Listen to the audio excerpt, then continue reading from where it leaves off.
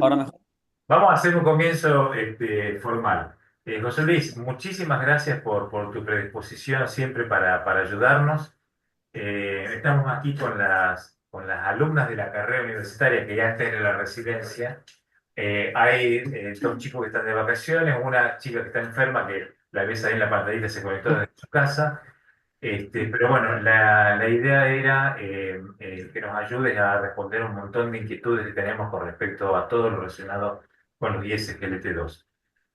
Tu presentación es muy dificultosa, mi querido amigo, porque No, tiene soy tantas amigo, yo cosas, soy nefrólogo, ya está. Soy pero bueno, nefrólogo, amigo de Claudio y por cierto voy a Argentina ahora en el Congreso de Hipertensión que me han invitado a Buenos Aires el 24, 25, 26 de abril y me ha invitado un nuevo también a dar una conferencia sobre progresión y obesidad, que aquí estoy haciendo muchas cosas de eso, o sea que voy a estar ahí con vosotros en nada.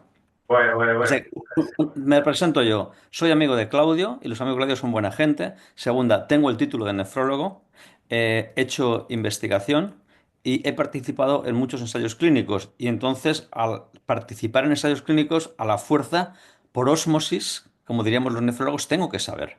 Entonces he vivido todas las cosas en primera persona y al vivirlo en primera persona, pues simplemente es la fuerza que me da poder explicaros las cosas porque las he vivido antes que antes, no que sea más listo que nadie. Y he trabajado mucho con esto, o sea que...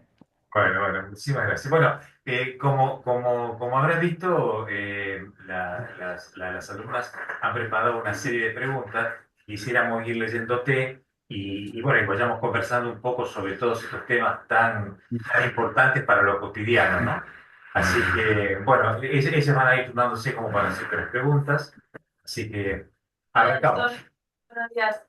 Bueno, primero que nada tenemos varias preguntas para hacerle y queremos ponerle en contexto. Nosotros trabajamos en un hospital en el Centenario y que no tenemos mucho acceso a estas nuevas drogas. Entonces, por ahí tenemos varias dudas que quizás para ustedes son del día a día y para nosotros no tenemos tanto acceso, entonces no lo vemos tanto a los resultados.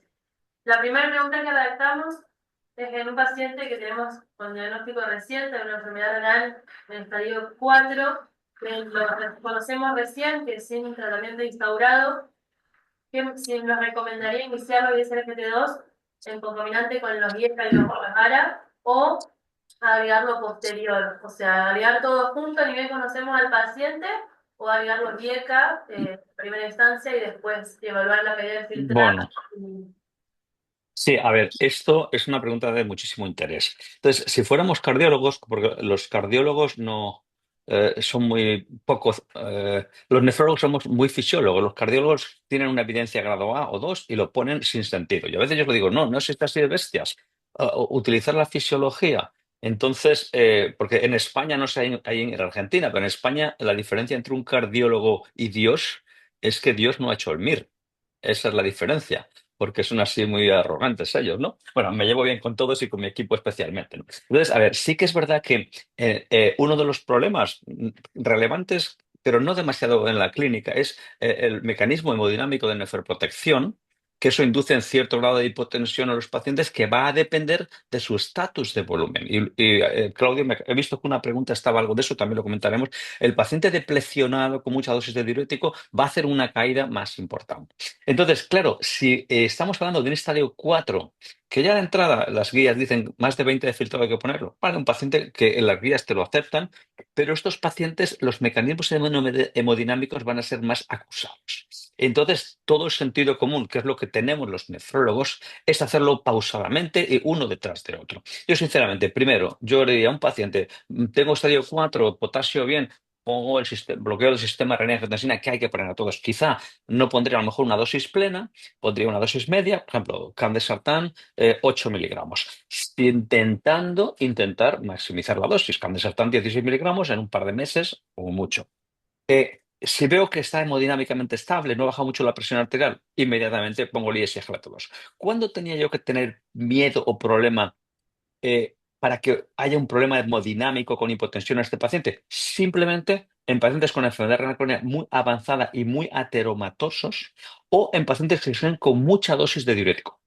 En nuestra unidad cardiorrenal hay pacientes que llevan 3 4 diuréticos y en los pacientes sí que hay que ser con un poquito de precaución. Llevan poca dosis de diurético, no hay problema. Pero una cosa importante, tenemos que asegurar que vamos a implantar todas las medidas nefroprotectoras, bloqueo del sistema renina-angiotensina e ISGLT2, porque si lo mandamos dentro de un mes o 2 meses a casa y se nos olvida, estamos haciendo mala praxis porque no estamos dando medidas nefroprotectoras. Hay un artículo que lo recomiendo, que es de Brandon Newen, que está en el JSON de hace nada, que yo lo he reflejado en una revisión que he hecho recientemente, y habla que si pautamos todo según dicen las guías que digo, esperar 3 meses, otros 3 meses, estamos demorando 9, 12 meses los mecanismos nefroprotectores. Y en estos pacientes, porque los síes sobre todo no solo reducen la progresión renal, sino reducen los acontecimientos cardiovasculares.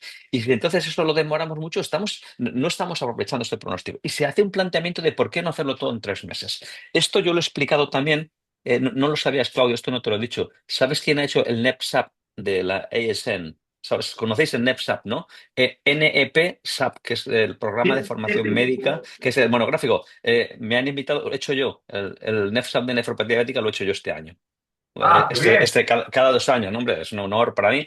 Y bueno, me han felicitado muy bien y tal, porque te dicen solo lo nuevo de 2 años. Y en un parrafito pequeño al final he puesto este artículo de Brandon Newen porque es muy provocador. Que decir, señores, no demore tanto estos mecanismos de nefroprotección. O sea que resumiendo, paciente con enfermedad renal crónica avanzada, sí, sí que lo pondría. Creo que me ha parecido ver, porque en pacientes con filtrado bajo, y lo comentaremos después, sí que lo pondría. Pondría bloqueo del sistema renina-angiotensina primero y no mucho más tarde, no mucho más tarde, un mes máximo, no mucho más tarde pondría un ISGLT2, teniendo en cuenta que intentar que no lleve demasiado diurético. Segunda, si el paciente está con 16 de sistólica, no me preocupa en absoluto. No me preocupa en absoluto. Me preocupará el paciente que tenemos con 12, 13 de sistólica, pero con 16, 15 de sistólica se lo podría poner hasta casi de golpe. Pero bueno, yo creo que como norma general, y si la presión está muy alta, pues sí que lo podría poner de golpe. Pero sí, la ventaja de todos estos mecanismos nefroprotectores que mejoran el pronóstico del paciente es tiene una factura que pagar por parte de los nefrólogos. Más visitas. Más visitas, pero que esas más visitas van a mejorar el pronóstico del paciente. Nosotros somos nefrólogos, queremos mejorar la calidad de vida y el pronóstico de nuestro paciente por más visitas, pero está bueno. Eso es lo bueno. Yo quiero hacer un asterisco dentro de este tema. ¿No te pasa a ti que los pacientes que vienen del cardiólogo están con demasiados diuréticos porque nadie le enseñó al paciente a hacer una dieta hiposódica? Solamente le dice Totalmente. que cuide del salero y yo trato de dejarlo sin diurético a los pacientes para poder trabajar tranquilo con la nefroprotección. Claro. ¿Te pasa eso a ti? Totalmente. A ver, la desventaja que tenemos Claudio y yo es que por la mañana nos duelen los huesos de viejos. Y la ventaja es que somos expertos, porque hemos pasado todo esto. Yo por la mañana tengo que hacer estiramientos porque me duele la espalda, ¿no? Porque jugué 25 o 28 años al tenis y ahora estoy pagando las facturas. Entonces, eso es así. Sabes que hay muchos estudios, hay unos estudios del Intersalt, que nosotros los nefrólogos sabemos cómo medir la ingesta de sodio en los pacientes. Los cardiólogos no se lo saben, pero si alguna vez haces orina 24 horas, aprovechas, y si un paciente hace menos de 100 miliequivalentes de sodio en 24 horas, está haciendo una dieta realmente hiposódica, de 100 a 140, normosódico y tal. Y muchos pacientes yo los veo que toman 200, 250 miliequivalentes de sodio, están tomando salmuera, no sé cómo lo hacéis allí. Entonces, claro, la gente toma mucha sal y come muchísima sal. Entonces hay que restringir la ingesta de sal por salud general. Y porque si no, yo le digo al paciente, oiga, si usted reduce la ingesta de sal, no le voy a poner un diurético. Si el paciente me dice, mire, yo es que no voy a bajar la ingesta de sal, pues bueno, usted comete un pecado y yo le pongo la penitencia, el diurético. Pero es importante eso, ¿no? Pero este concepto es muy, muy importante. ¿Por qué están teniendo tanto éxito los ISGLT2? Porque la gente come con mucha sal. Entonces, ese efecto natriurético inteligente de los ISGLT2 ayuda a muchos mecanismos. Y entonces parece que va solo. Luego tiene otros problemas, que es la poliuria que hacen estos pacientes los primeros días, las primeras horas, porque tienen mucha sal. Cuanto más sal y más carga de glucosa en diabéticos, hay más poliuria inducida. Bueno, después vamos a pelear un poco por el tema de la natriuresis, de los ISGLT2. Pero después peleamos por eso. Porque yo no Vale, pues tengo. yo creo que en ese caso la pregunta que me has hecho igual me ha enrollado mucho. Yo sí que se lo pondría secuencialmente y si no tiene mucho diurético y la presión está alta, hasta me podría atrever simultáneamente. Pero claro, hoy en día es que ya es muy raro que un paciente llegue virgen en estadio 4. Siempre llega con algún... Pero bueno, en el caso de que llegue virgen sin ningún tratamiento, lo haría así. Dale, sigamos. La Bueno, próxima. buenas tardes, Doc.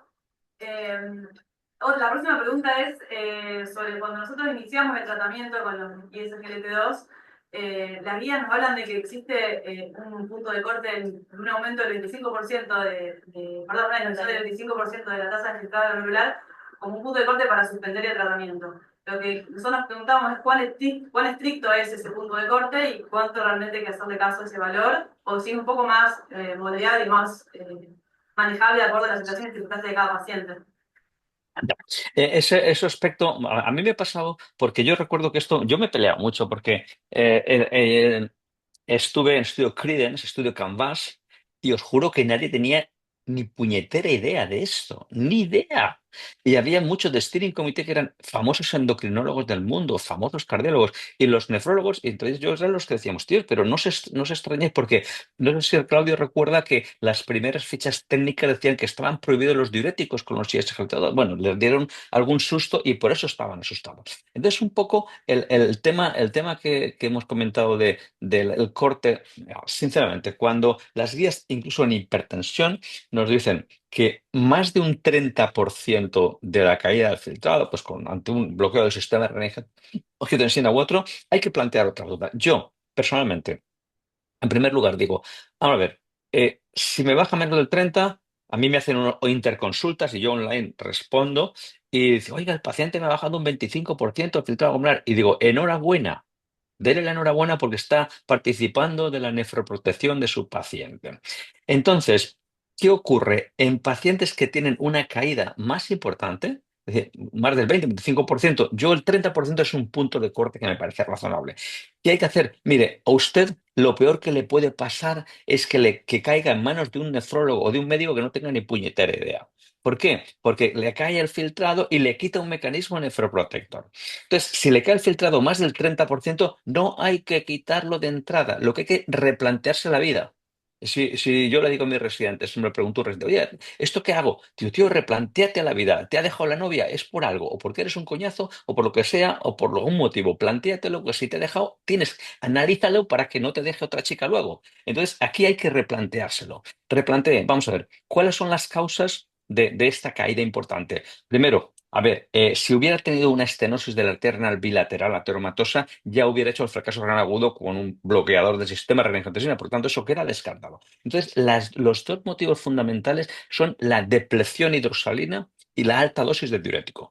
Llegó un paciente que llevaba, mira, una colitis ulcerosa. Yo, a algún paciente con enfermedad de Crohn activa, le he quitado la SGLT2, porque tiene unas subidas y bajadas, y esto es como si fuera una alta dosis de diurético. Un paciente que está tomando, típico que lleva a la unidad de insuficiencia cardíaca, mucha dosis de diurético. Estos pacientes, eh, porque cuando un paciente sale de alta, está en el hospital, ingresa por insuficiencia cardíaca, está un día o dos en la unidad de insuficiencia cardíaca, medicina interna, urgencias, y se va de casa. Claro, cuando el paciente llega en edema agudo del pulmón, llega a urgencia y lo pasa mal, con hipoxia, y parece que le está diciendo San Pedro, ven aquí, San Pedro desde el cielo lo está llamando. Entonces, este se asusta tanto que dice, ostras, San Pedro me llama, igual quiere que me vaya con él. Y a partir de ahí empieza a hacer la dieta hiposódica. Hace la dieta hiposódica y empieza a tomarse la medicación. Este paciente que estaba acostumbrado a mucha sal y tal, lo manda y el cardiólogo a piño fijo, que decimos nosotros, le pone 3 comprimidos de furosemida de 40 miligramos.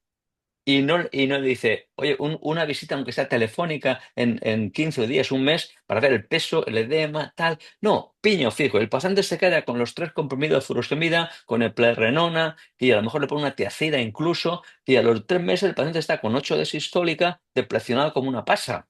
Y cuando le ponen el ISGT2, el tío se va. ¿Qué hay que hacer? Pues chequear el estatus de volumen.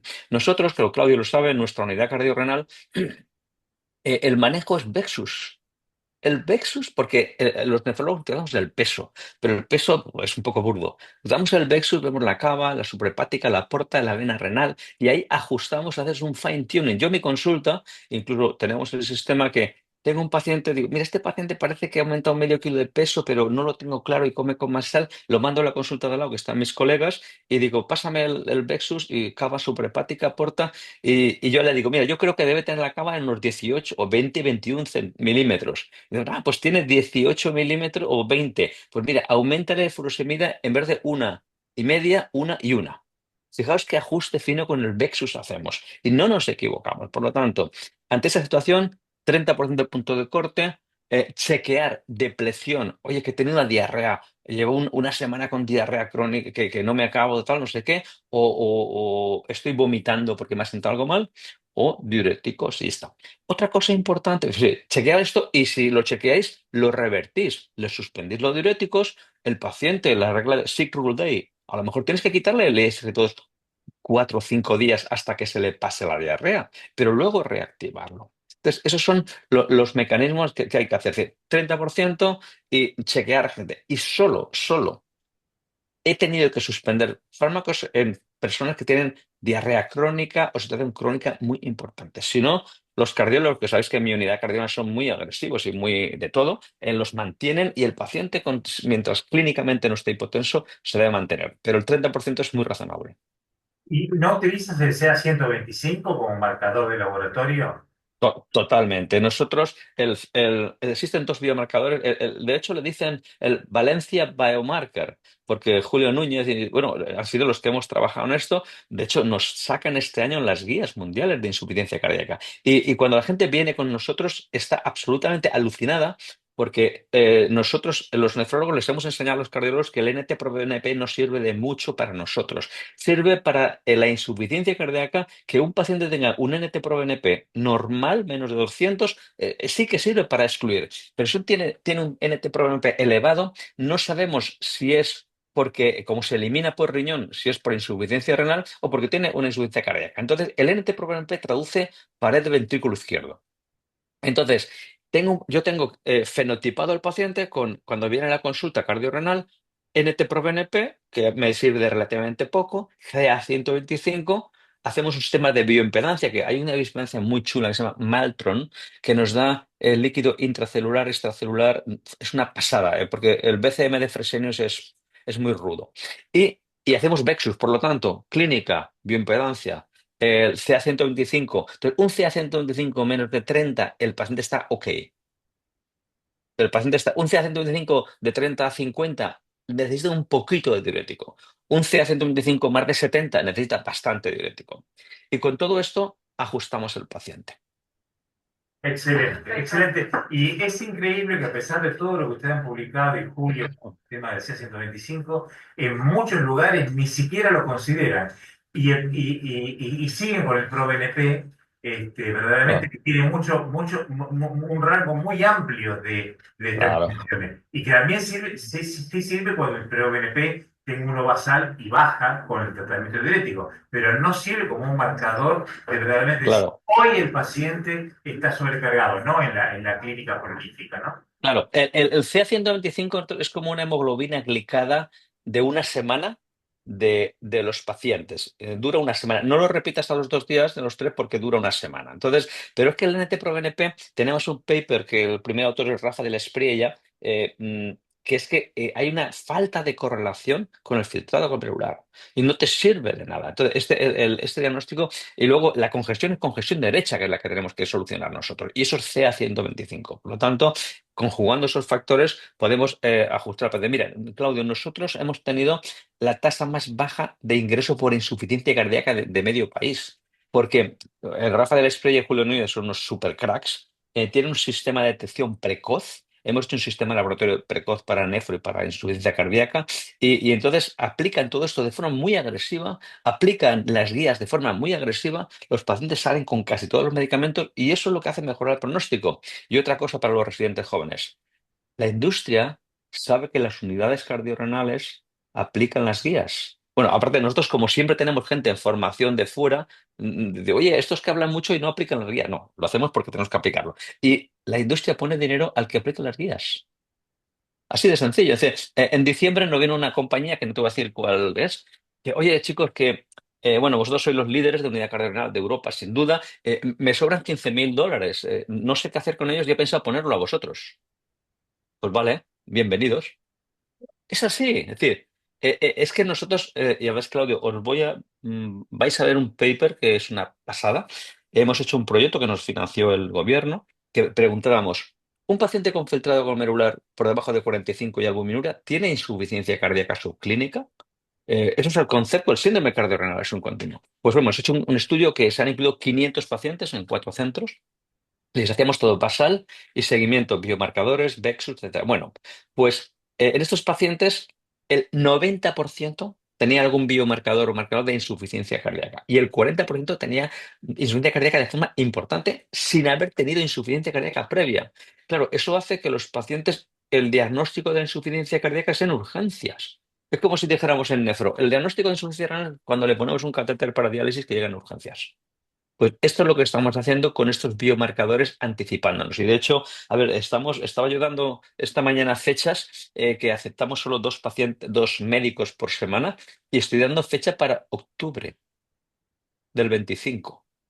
Desde hace 3 años tenemos todas las semanas 2 personas. Y entonces hemos facilitado la creación de unidades cardenales, porque son gente expertos, ¿eh? No son residentes, son gente experto, pero cuando vienen nos dicen, ostras, esto lo podemos hacer nosotros. Y lo hacen y se ponen en marcha. Y vamos, mejorado. Vais a ver un paper ahora que acabo de corregir en una revista sobre aspectos económicos.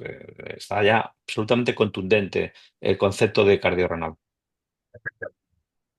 Digamos. Bueno, bueno, primero que nada, gracias por su tiempo, doctor.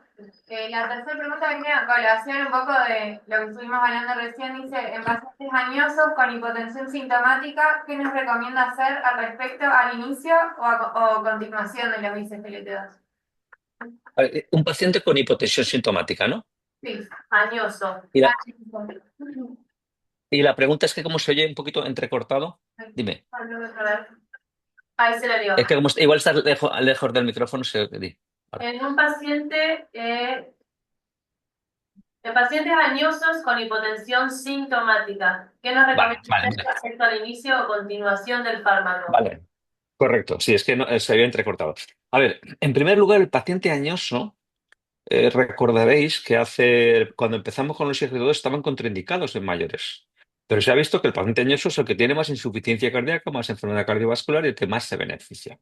Entonces, en primer lugar, paciente añoso con hipotensión sintomática. Sí, en primer lugar, yo distinguiría 2 escenarios. Uno, insuficiencia cardíaca y otro, no insuficiencia cardíaca importante, ¿no? O, por ejemplo, con FEBI reducida. El que es complejo es insuficiencia cardíaca con FEBI reducida.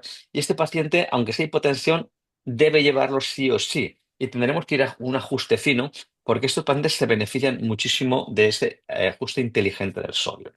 Y a veces muchos de estos pacientes, sobre todo con fiebre reducida, funcionan con 9 10 de sistólica y no tienen clínica. Entonces ahí me preocupa poco. El segundo es el paciente con hipotensión sintomática y que insuficiencia cardíaca anciano, añoso, y lo primero que hay que hacer es quitar todos los fármacos hipotensores que no tengan beneficio cardiovascular. Aquí hay gente que va con dosazosina, por favor. ¿Qué hace la dosazosina en este paciente? No, es que si le pongo un irbesartán, carbesartán o un ISGLT, perdón, un IECA o ARA2, me deteriora un poquito. No, no, no.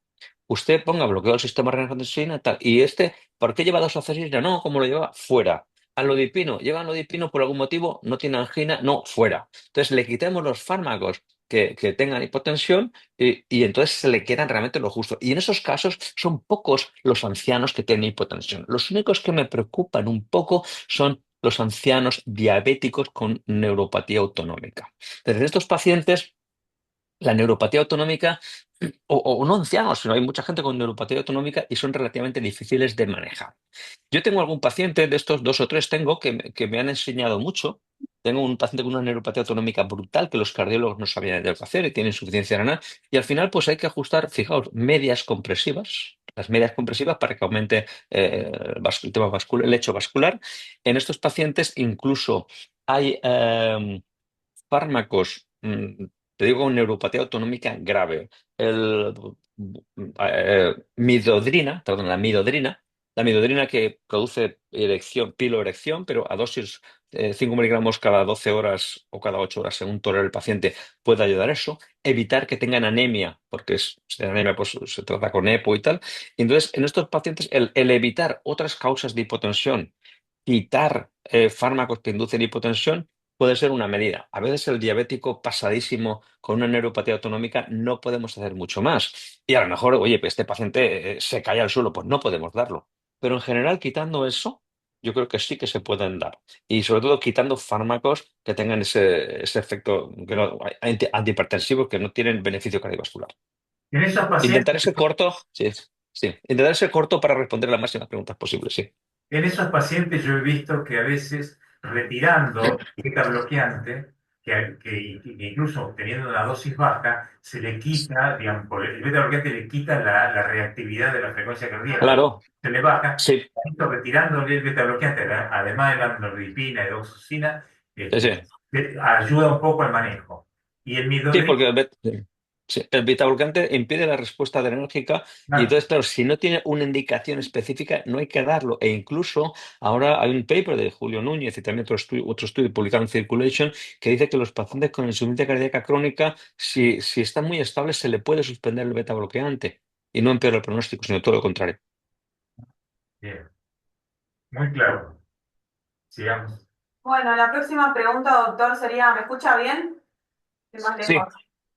sí. Un paciente viene tomando ya ISLGT2 y ingresa en diálisis. ¿Realmente es necesario suspenderlo cuando tiene tantos beneficios cardiovasculares? ¿Se puede considerar continuar el tratamiento?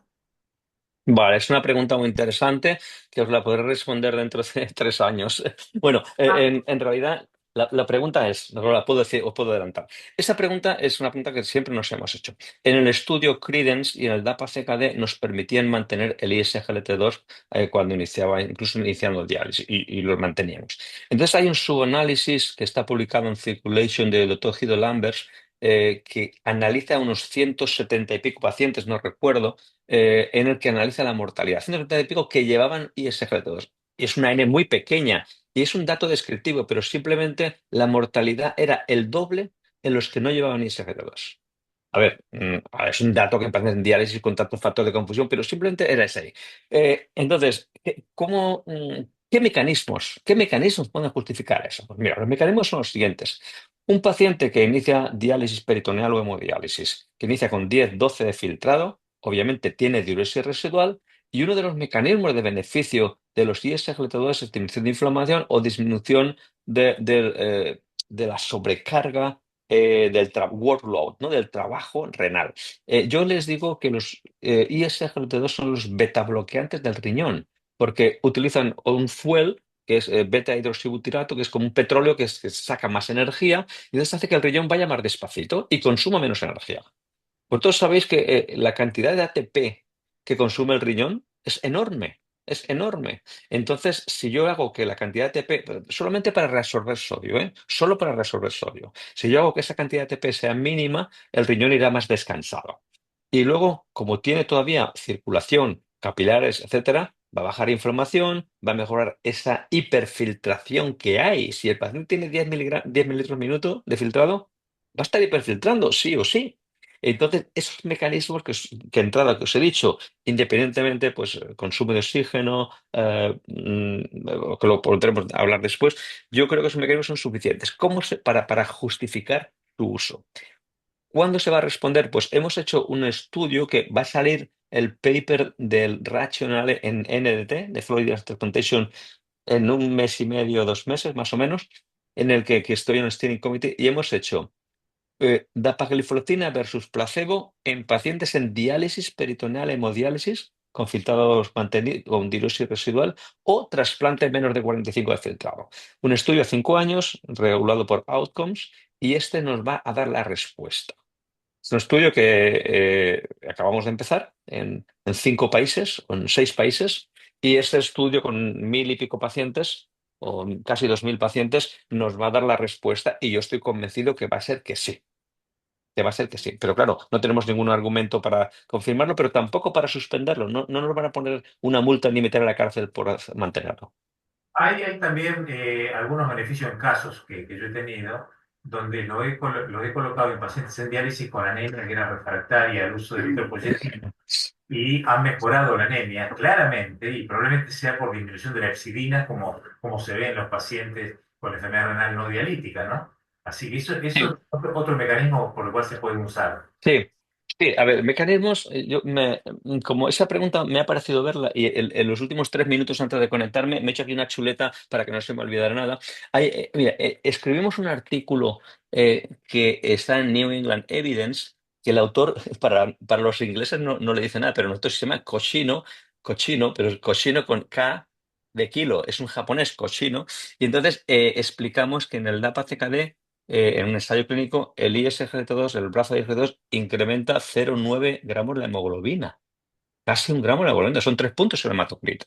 Entonces, esto explicamos ahí los mecanismos. Y lo que produce es una mejoría de la circulación, circulación de la cortical, que llega mejor oxígeno a la cortical, pero induce una hipoxia medular. Esta hipoxia medular es lo mismo que hace un HIF inhibidores de la hidroxilasa, roxadustat o daprodustat. Este mecanismo de hipoxia, como ha dicho Claudio, induce la producción de EPO. En varios estudios se ha demostrado que los ISGLT2 aumentan la producción de EPO y aumentan la captación de EPO por la médula ósea. O sea que es un mecanismo más de nefroprotección. Y además los ISGLT2 disminuyen el estrés hipóxico que tiene esto. Esto puede tener una cosa que todavía no se ha dado la gente cuenta, pero bueno, yo a lo mejor soy observador. Lo que hace es mejorar la oxigenación cortical, pero empeorar la oxigenación medular para generar hipoxia y estimular la EPO. Claro, ¿cómo se produce la toxicidad de los contrastes radiológicos? Toxicidad medular.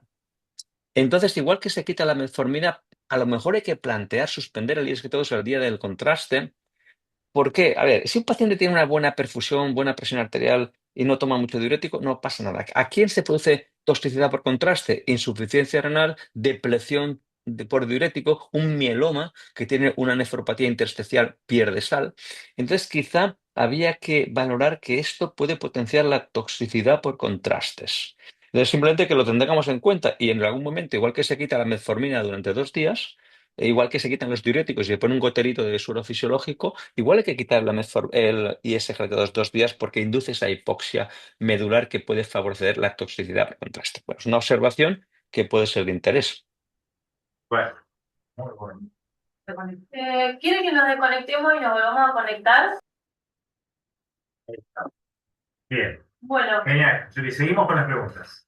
otra pregunta que tenemos es que en las otras guías teníamos que en los pacientes con poliquistosis no estaba indicado que era un I, digamos, y en las últimas guías que salieron ahora en el 2025 las indican el uso de la pagliflozina en pacientes que ya están en tratamiento con tolvaptan. ¿Qué opinión tenía sobre eso y qué nos podía Ahí contar? vamos. Ese es un tema muy controvertido porque en todos los ensayos clínicos siempre los pacientes con poliquistosis se han excluido el uso de ISGT2.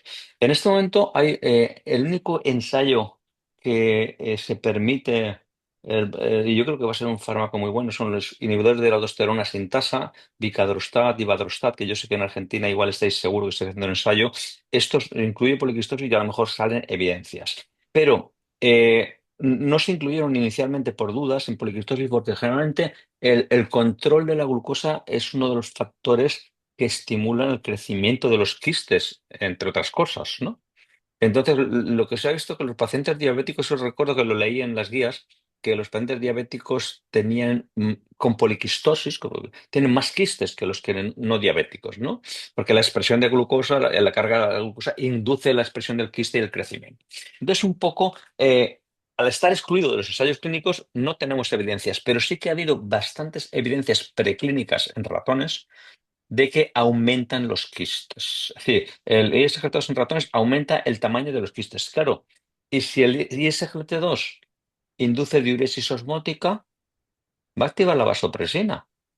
Entonces no nos apetece nada que se active la vasopresina porque va a activar el crecimiento de los quistes, porque el tolvaptan, ¿qué hace? Inhibir o bloquear el receptor V2 de la vasopresina. Por lo tanto, en la teoría, un fármaco que tiene un efecto osmótico diurético va a activar la vasopresina y va a aumentar el tamaño de los quistes. Y así ha ocurrido en ratas, en estudios preclínicos en ratas. Yo sé que hay, hace poco esa pregunta también me la hicieron y lo revisé, y hay un ensayo clínico de empagliflozina en poliquistosis, bueno, para medir los tamaños de los quistes.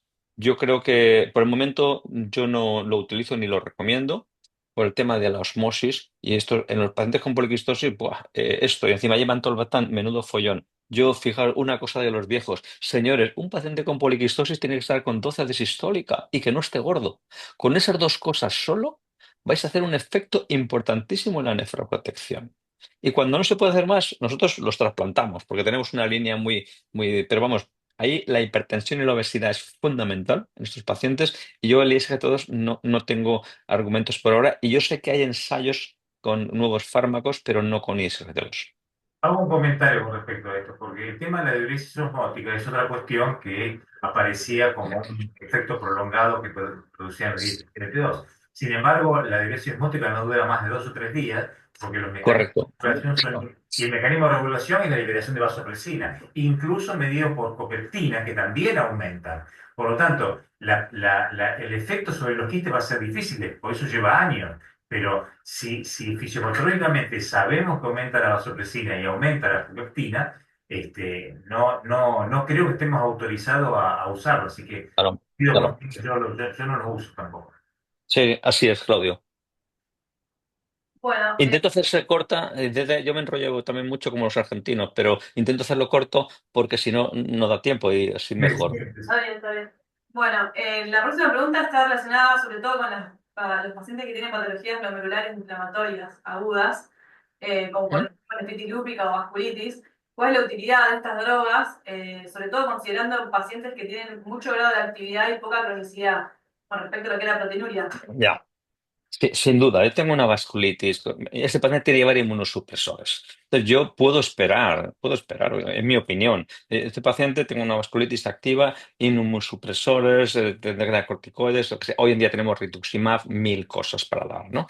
Entonces, iptacopan, avacopan, si lo permite el gobierno. Nosotros esta mañana hemos pautado un iptacopan. Bueno, pues realmente una vez yo lo dejaría por una fase, una vez que esté estable el paciente. Bueno, hemos bajado su riesgo residual.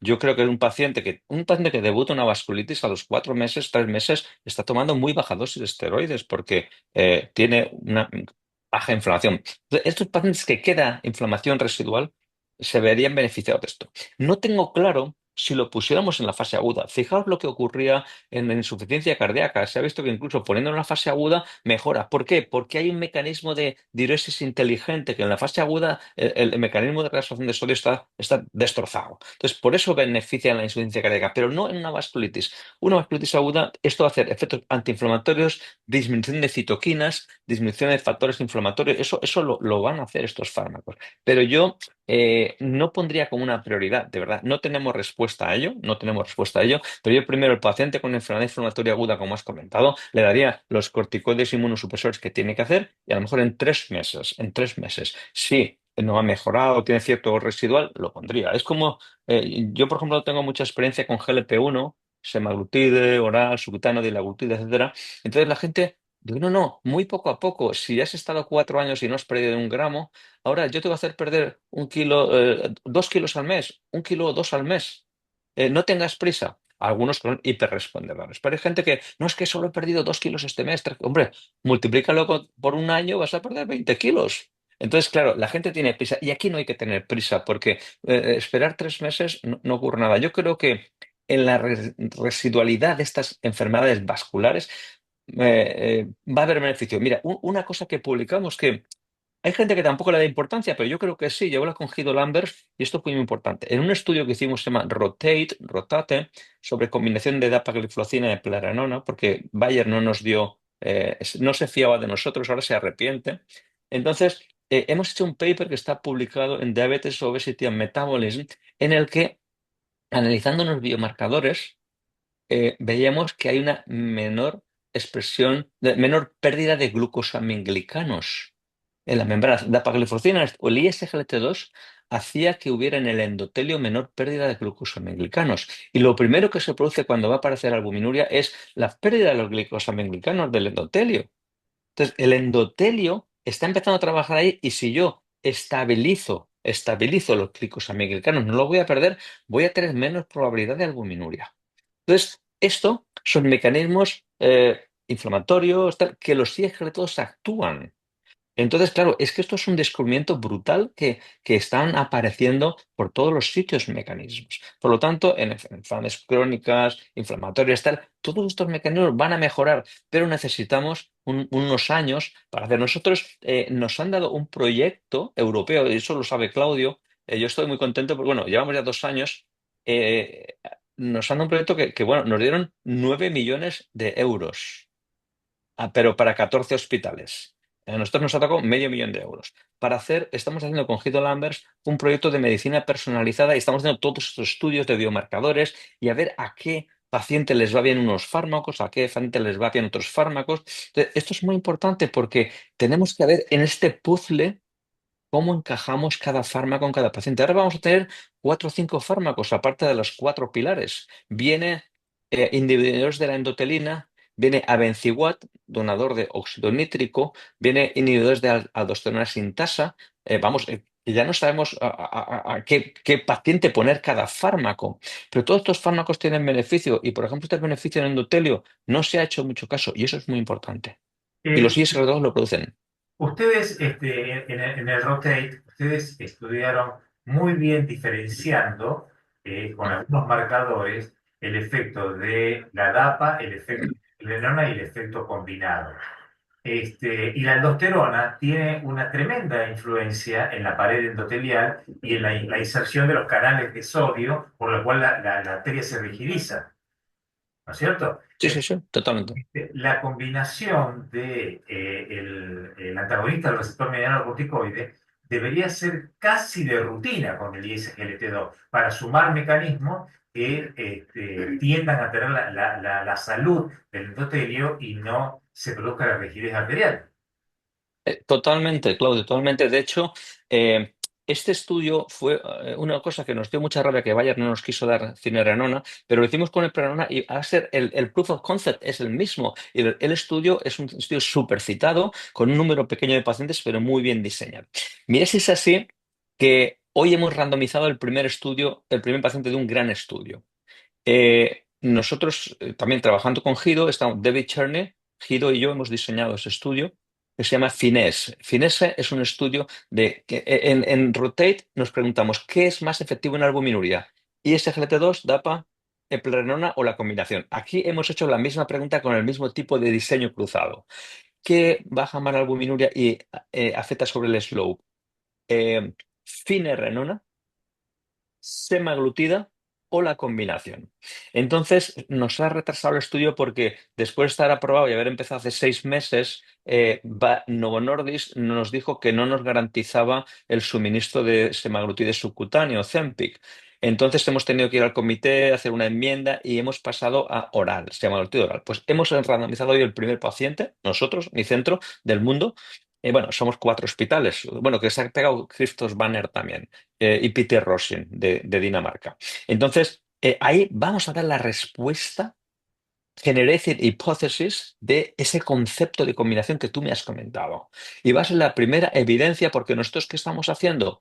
Por ejemplo, hemos hecho el estudio que hemos publicado en Nature, semaglutide Wegovy 2,4 no diabéticos. Es la primera evidencia mundial. Y bueno, lo hemos publicado en Nature para que Nature te acepte y no lo enviamos a New England porque 120 pacientes no era de New England. Entonces dije, no, no, no nos parece, se nos van a reír. Bueno, Nature lo aceptaron a la primera. Entonces, ¿qué ha ocurrido aquí?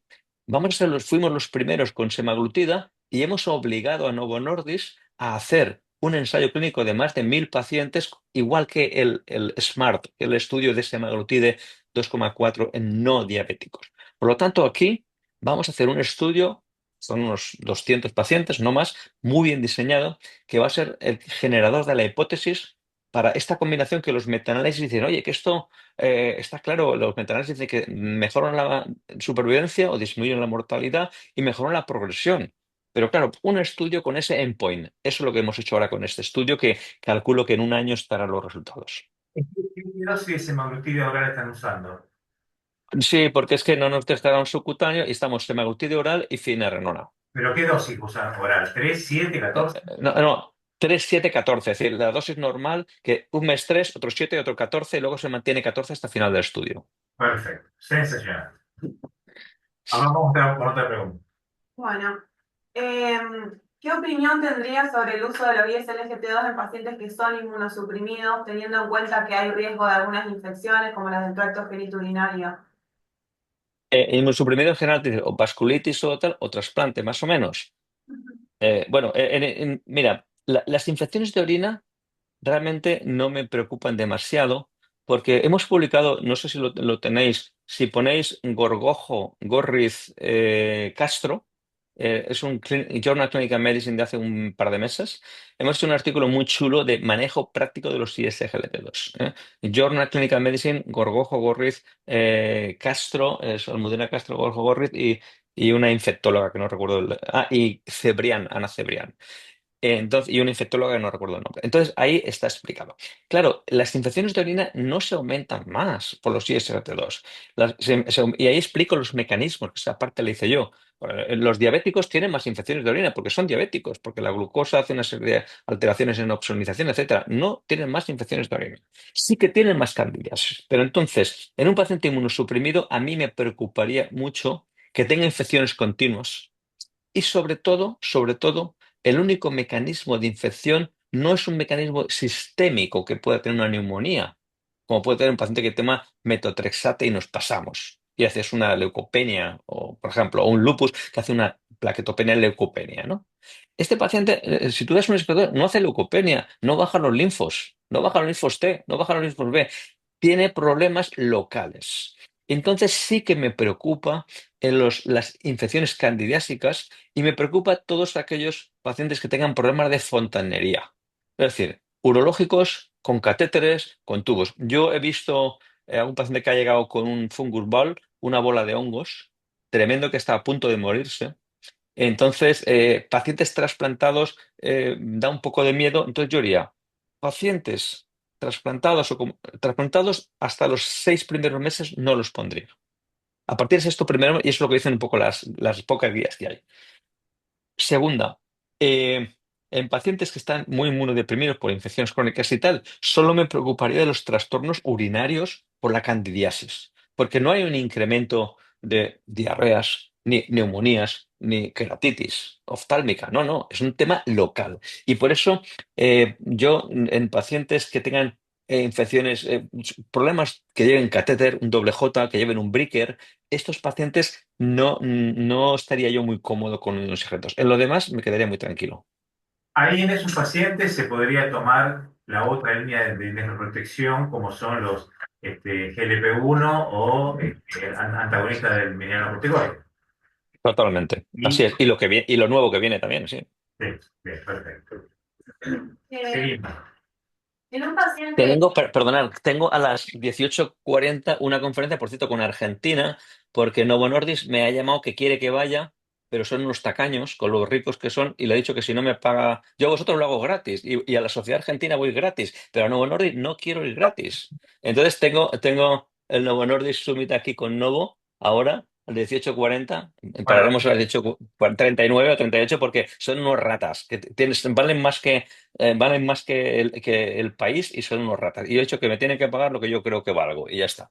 ¿te parece 5 minutos más nos das? Y, Sí, hasta y media. ¿Va bueno, bien? una Intentaré pregunta, ser rápido en preguntas. Seré breve y rápido. son dos preguntas más nomás. En un paciente con enfermedad renal crónica en estadio, por ejemplo, 3A, sin albuminuria, ¿sugiere iniciar el fármaco de igual manera? A ver, ahí está, la respuesta es fácil porque el estudio Empakine da la respuesta. El estudio Empakine mostró que los pacientes que tenían normoalbuminuria, la administración de un ISGLT2 retrasó la progresión renal, fue 7 veces mayor en el que grupo placebo. Pero, el pero, los pacientes normoalbuminúricos que se incluyeron en el EMPA-KIDNEY fueron confiltrados por debajo de 45. Por lo tanto, un paciente con estadio muy precoz 3A con 50 de filtrado sin albuminuria, yo, pues mira, si estuviera gordo, por ejemplo, que yo presumo que hay hiperfiltración, sí que se lo podría poner. O si fuera un diabético, claro, hombre, pues diabético, pues mira, a lo mejor le va a beneficiar, intuyo que hay hiperfiltración, pero no estaría especialmente justificado si no es diabetes. Bueno, muchas gracias. Y la Y una última, cosa que, perdona, me ha venido a la cabeza en la poliquistosis, ahora que hablando de diabetes, que solo me le pondría un ISGLT2 a un paciente que tenga insuficiencia cardíaca. Si tiene insuficiencia cardíaca, el beneficio es mucho mayor y ya está. Perdona por el corte. perfecto. Y la última, ¿cuáles son los mecanismos nefroprotectores a nivel intersticial de los ISLGT2? Ya que sabemos que mejoran la leucotoxicidad en los pacientes diabéticos, pero en los no diabéticos, ¿cómo nos lo explicarían? Sí, esa pregunta me la he hecho muchas veces, por eso me la medio sé. Además, escribí un artículo más o menos de esto. A ver, en general, vamos a hablar de los no diabéticos. Los no diabéticos, el paciente no diabético también hace hiperfiltración, ¿no? Sobre todo si está con sobrepeso. Si tiene una disminución de la masa nefronal, va a hacer hiperfiltración y el beneficio de la hiperfiltración le va a venir bien. Segundo, beneficio en natriuresis, porque el paciente, la gente, como ha dicho Claudio, come con mucha sal. Luego, hay un aspecto que los ISGT2 por ejemplo, no aumentan la frecuencia cardíaca. Y los GLP-1 sí. Es decir, porque los ISGLT2 tienen un beneficio disminuyendo la actividad neurohormonal del sistema nervioso simpático. Entonces, si vosotros, los nefrólogos, conocemos que los túbulos tienen unas terminaciones del sistema nervioso simpático que se estimulan por adrenalina, median el NH3, que está también con cardiomiocitos, y entonces si yo tengo una activación del sistema nervioso simpático a nivel tubular, se va a incrementar la reabsorción de sodio. Por lo tanto, si se aumenta la reabsorción de sodio, voy a aumentar el capital de sodio. Por lo tanto, eso es otro problema. Además de disminuir la actividad del sistema renina-angiotensina, eso obviamente, disminuye la inflamación y fibrosis. Existe, porque claro, en la diabetes el microenvironment, el microambiente es de glucotoxicidad, pero aquí no hay glucosa. Entonces, hay estudios en diabéticos y en no diabéticos que estos fármacos disminuyen el KIM-1, KIM-1 y otras moléculas inflamatorias. Nosotros en el paper este que publicamos también con Guido Lambers, en el de diabetes, obesity and metabolism, disminuye las moléculas inflamatorias. Luego, también como ha dicho Claudio, hay una mejoría de la interacción con el endotelio que nosotros demostramos porque estabiliza los glucosaminglicanos. Y sabéis que el endotelio, si está alterado, los leucocitos hacen una alteración en el rolling y esos son mecanismos de inflamación. Y luego, aparte, pues el estrés hipóxico que os he comentado. El beta-hidroxibutirato, que es el material energético que favorece los ISGLT2, hace que consuma menos energía y el riñón aguanta más, lo que he comentado como los betabloqueantes del riñón. Los betabloqueantes del riñón hace que el riñón consuma menos energía, tiene menos estrés hipóxico porque disminuye menos consumo de oxígeno. Y hay dos cosas que la gente no tiene muy en cuenta.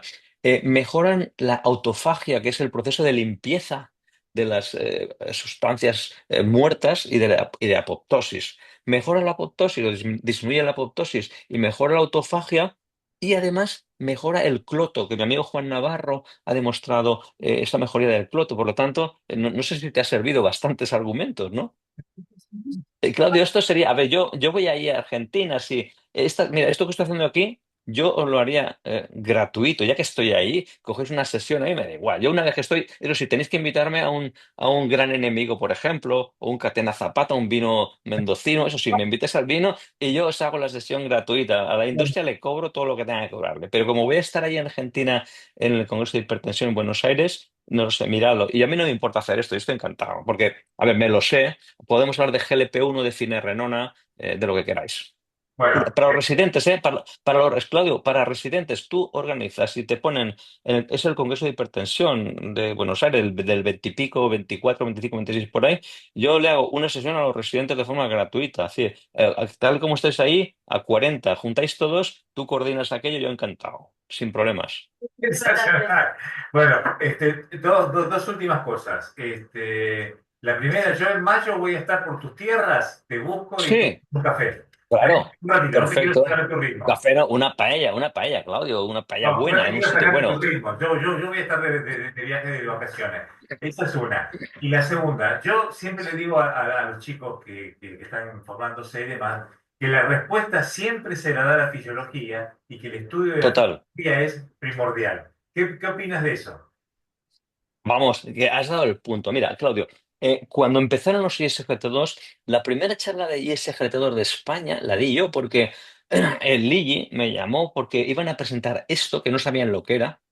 Y entonces vino Estefano del Prato. Estoy hablando del 2002, año 2002. No sé si estaréis por ahí pequeñito tomando la comunión algunas o algo de esto, o menos todavía. Entonces, me dijeron tal, y me dijeron esto, y me dieron 2 artículos y nada más. Entonces yo me cogí los libros de fisiología, me costó mucho prepararme esa charla, y di una charla que la tengo todavía ahí guardada con dibujitos de PowerPoint en movimiento, la reabsorción, todo, y yo, en base a no tener ni puñetera idea de ISGT2, pero en base a saber fisiología, les expliqué a todos lo que era ISGT2. Y no me confundí en absoluto, en un pelo. La charla esa no me he ido nada. Segunda, cuando ocurrió el tema de las amputaciones, que podemos hablar otro día, yo fui el primero que defendió que era un tema de hemodinámico, es decir, que en un paciente de riesgo, si tú tienes un paciente con una cardiopatía isquémica, una estenosis de la coronaria, si se hipotensa, ¿qué hace? Se tapa y hace un infarto. Pues lo mismo pasaba en los pacientes que tenían antecedentes de amputaciones, que la arteria pedia no era una arteria pedia, era una mierdecilla de arteria, porque no le llegaba sangre. Entonces, ese paciente estaba con diálisis sistólica y le dabas el ISGT2 con diuréticos y hacía una hipotensión y ahí se tapaba y producía eso. Y encima estaba el pie infectado. Entonces, todo eso yo lo defendí con David Cherney y lo defendí con Guido Lambers, y ahí me gané ahí me gané el prestige, porque vieron que esto, y más aún, mira, el sacubitrilo valsartán, aquí Novartis España no tenía ni idea de eso, cómo funcionaba, los péptidos natriuréticos y tal, y yo fui a explicarles cómo funcionaba sacubitrilo y valsartán, y de hecho hicimos un paper explicándolo con Rafael Espriella y Julio Núñez, y me adelanté a todos. ¿Por qué? Porque los nefrólogos sabemos fisiología. Y cuando hay un problema, oye, este paciente, ¿por qué es hipotensa? Mira, es hipotensa por esto y por esto. Este paciente no lleva una cantidad de diuréticos enorme, tiene esta concentración de tal. La fisiología, chicos, es la base. Y con eso sois los amos del mundo. ¿Por qué cuando vais a las salas de trauma, de cirugía, dice, ostras, los nefrólogos lo curan todo? Porque aplicáis la fisiología. No vais a piño fijo, ¿sabes? Oye, un fuerte abrazo y os lo Bueno, comento, lo que necesitáis, Claudio, de verdad. un gran placer, Jesús Luis. Te agradezco muchísimo y bueno, estoy Muchas gracias. muy contento. Gracias. Nos vemos en la Nada, próxima. hasta la próxima, chicos. Vale, chao. Gracias. Chao. De hecho, de la amputación era una pregunta que no se la llegamos a hacer, pero Sí, está de Michelle. Sí. Mira, Bueno, Michelle. me respondió, Y el tema- igual respondió un montón de